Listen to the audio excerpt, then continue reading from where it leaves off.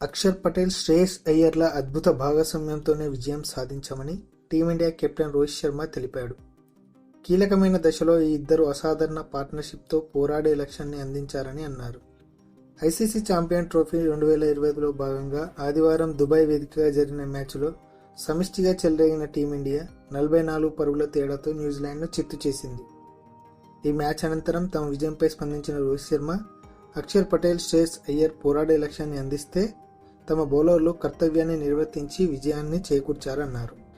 మలుపు తిప్పిన వరుణ్ చక్రవర్తి. ఈ మ్యాచ్లో ముందుగా బ్యాటింగ్ చేసిన టీమిండియా 50 ఓవర్లలో 9 వికెట్లకు 249 పరుగులు చేసింది.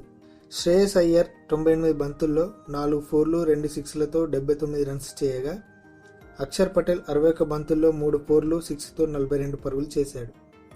చివరగా హార్దిక్ పాండ్యా 45 బంతుల్లో 4 ఫోర్లు 2 సిక్స్లతో 45 రన్స్ చేసి కీలక ఇన్నింగ్స్ ఆడాడు. న్యూజిలాండ్ బౌలర్లలో మ్యాట్ హెన్రీ 5 వికెట్లు తీయగా, కైల్ జేమిసన్, విల్ రూట్కి, మిచెల్ శాంట్నర్, సచిన్ రవీంద్ర తలో వికెట్ తీశారు. అనంతరం న్యూజిలాండ్ 45.3 ఓవర్లలో 205 పరుగులు చేసి కుప్పకూలింది.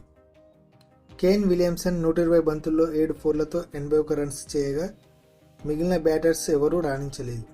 కేన్ విలియమ్సన్ 120 బంతుల్లో 7 ఫోర్లతో 81 పరుగులు చేయగా, మినహా మరే బ్యాటర్ రాణించలేదు.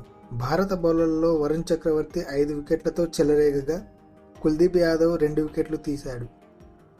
హార్దిక్ పాండ్యా, అక్షర్ పటేల్, రవీంద్ర జడేజా తలో వికెట్ తీశారు.